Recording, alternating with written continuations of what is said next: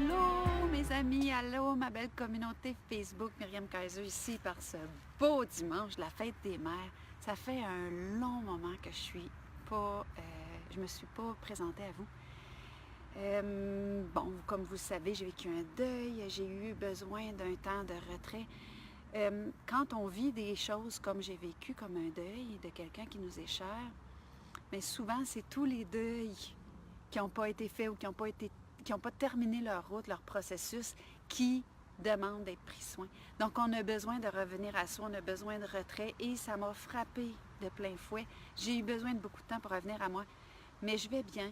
Et ce qui m'a frappé dans cette période-là, c'est un peu le sujet d'aujourd'hui, parce qu'il y a des gens, beaucoup de gens, qui m'ont croisé, qui m'ont rencontré et qui m'ont dit à quel point j'avais fait une différence sur leur parcours. Encore ce matin, une belle amie, cliente, qui écrit un blog puis qui parle de ça au niveau de la fête des mères.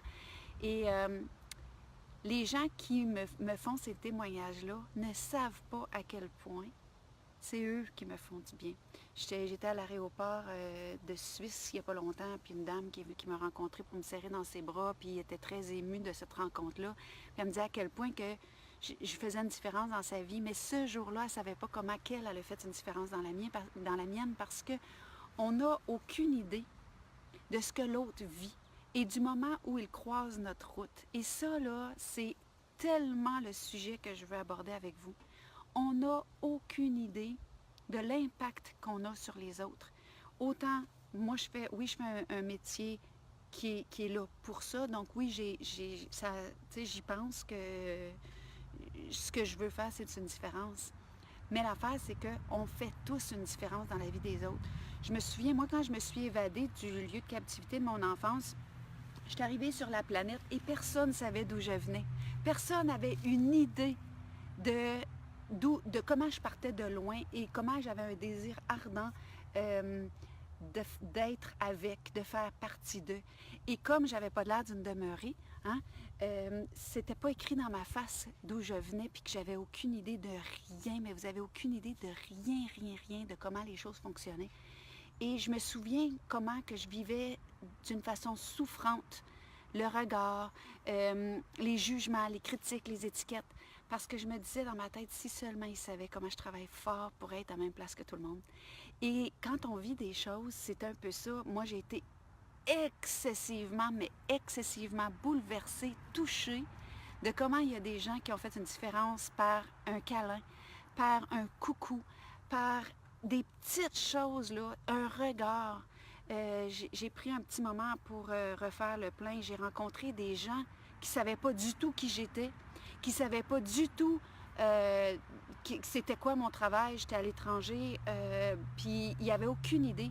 Et qui m'ont traité d'une façon qui m'a touchée. Et ça a tellement amené une réflexion profonde en moi que je me disais, ça c'est de l'amour. Ça c'est de la bienveillance à l'état pur. Et la phrase qui m'est restée, c'est quand je suis face à des gens, quand je sors de chez moi, je me pose cette question-là depuis quelques jours et ça fonctionne très bien, j'avais envie de vous le partager. Qu'est-ce que l'amour ferait? Que ferait l'amour s'il rencontrait cette personne-là?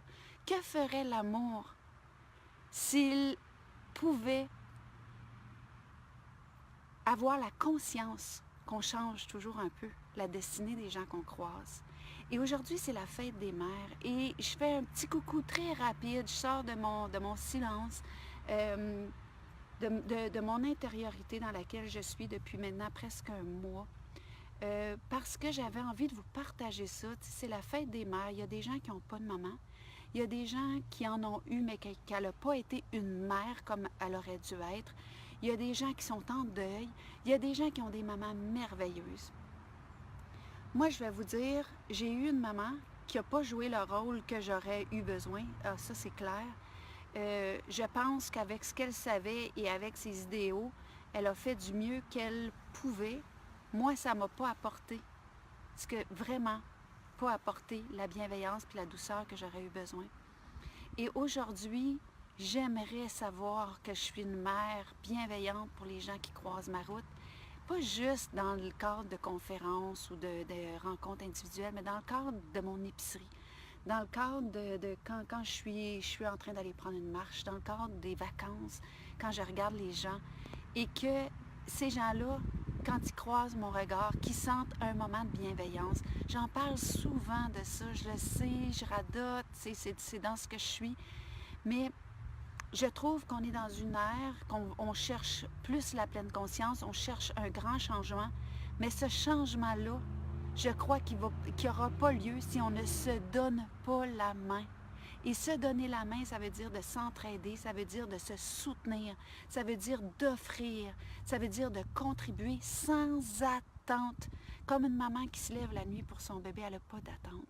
D'être là pour l'autre sans retour, juste en sachant que je suis passée en faisant le bien. Et que ferait l'amour? Quand je viens pour parler de quelqu'un ou d'une situation, je me demande que dirait l'amour? Je croise les gens, que ferait l'amour dans ce contexte-là? Quand j'ai des questions que je me pose par rapport, je devrais être ci ou je devrais être ça, est-ce que je devrais annuler ça parce que j'ai besoin de temps pour moi, est-ce que je devrais être plus là? Que ferait l'amour? Et l'amour commence par l'amour de soi, le prendre soin de soi. Et j'ai réalisé que les gens qui sont capables d'offrir ça, c'est parce qu'ils font pour eux. Et faire pour soi, ça ne veut pas dire d'être égocentrique. Il y a des gens qui mêlent vraiment de prendre soin d'eux avec d'être égocentrique ou... C'est pas ça. C'est d'être capable de jouer ce tango-là entre ce qu'on s'offre de temps, de présence à soi et de présence à l'autre. Et la présence à l'autre sans attente, que ferait l'amour? C'est ça le petit message que j'ai envie de vous partager très rapidement. Un petit coucou ce matin, ce dimanche matin, qui fait tellement beau. Et que ferait l'amour en regardant la beauté de ce monde-là? Bien, il serait en gratitude. Il serait dans le « wow ». Autant quand c'est pas beau, la gratitude de toute la pluie qui nourrit notre terre et qui nettoie. Il y a beaucoup d'énergie au niveau de la terre-mère qui a besoin d'être nettoyée. Donc, il ne faut pas se demander pourquoi il y a tant de pluie, tant de déluge, là. Il y a beaucoup de nettoyage qui se fait. Et moi, je me souviens d'un moment donné, j'avais beaucoup de chagrin, puis j'arrivais pas à pleurer parce que j'étais bloquée il y a quelques années. Et je me souviens, je regardais dehors, puis je disais, j'aurais tellement besoin de pleurer. Et tout d'un coup, comme par miracle, c'est mis à pleuvoir des torrents. Et ce que j'entendais, c'est, on va pleurer pour toi et avec toi. Et quand je vis des gros chagrins, que je vois la pluie tomber, je remercie cette terre-là de pleurer avec moi, ce qui a besoin d'être vidangé, ce qui a besoin d'être nettoyé, ce qui a besoin de couler comme on laisse le temps faire son œuvre dans nos processus de deuil, ce qui a besoin de prendre le temps que prend tout processus vivant pour la prise de sens qu'on a tant besoin, parce que dans le processus de la peine, il y a une prise de sens qui doit être prise. Je parle de ça dans mon livre « S'accompagner soi-même en pleine conscience ». À quoi sert la peine? Les processus au travers de ça, la prise de sens, l'ouverture au nouveau, le changement, les pertes, de lâcher sa prise, pas de lâcher pour perdre encore plus, mais d'ouvrir au nouveau, parce qu'on demande tellement à l'univers du nouveau. Et dans nos processus de peine, c'est ça qui se présente. Et toute la prise de sens qu'on a besoin de s'accorder dans ces moments-là. Je veux vous dire que je vous aime beaucoup. Je me sens privilégiée d'avoir une communauté qui est là pour moi, même quand je suis dans des périodes de retrait. Une communauté qui est capable de me renvoyer ce que je peux apporter de contribution. Et je veux que vous sachiez, tous ceux qui me regardent, que c'est un tango, je le dis souvent, mais c'est pas juste une belle phrase que j'utilise, c'est que on peut pas, il y a des danses qui se dansent pas tout seul. Et moi, là, dans ce que je fais comme travail, l'inspiration, elle vient des gens à qui je parle. C'est pas parce que je le partage que je suis plus que la personne qui le vit. C'est juste qu'on a des rôles. Chacun a des rôles. Moi, c'est un don, quelque chose qui est fluide pour moi, que ce partage-là. Donc, je l'offre en contribution. Mais les gens qui me rencontrent, qui me disent, qui me partagent leur vécu, c'est un honneur, mais un très, très grand privilège auquel je fais attention comme on fait attention à quelque chose d'extrêmement fragile, mais extrêmement précieux. Parce que le vécu que les gens me partagent, c'est de la confiance, c'est de l'amour pur. C'est un cadeau que la vie me fait. Les gens qui me regardent dans les yeux, qui deviennent émus, qui m'aiment un peu, c'est guérissant autant pour moi que ce que je peux apporter. Donc, je veux que vous sachiez qu'il n'y a pas personne qui est plus que d'autres. C'est ça, on se donne la main. Donc, je voulais vous faire un coucou. Ça faisait longtemps, je m'ennuyais un peu, mais j'avais vraiment besoin de revenir à moi. Et vous savez, dans les prochains jours, je m'envole pour l'Europe, où est-ce que je vais faire une grande tournée, mais je vais être très active sur les réseaux sociaux, même si je ne serai pas en tournée ici au Québec. Et pour mes amis du Québec, je vais reprendre une grande tournée de conférences cet automne. On va revisiter les grandes villes du Québec. Et je suis désolée pour toutes les cancellations que j'ai dû faire, mais il y a de ces moments où c'est nécessaire. Je vous aime, je vous souhaite une bonne fête des mères et je vous propose à chacun de vous poser régulièrement cette question-là quand vous êtes face à quelque chose. Que ferait l'amour? Que ferait l'amour? Parce que j'ai la conviction qu'au moment où est-ce qu'on va mourir, c'est la question qui va nous être posée.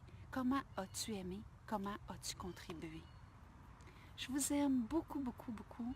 J'envoie à tout le monde un étincelle d'amour pur et un regard qui veut dire « je te vois ». Merci, au grand plaisir et à tout bientôt.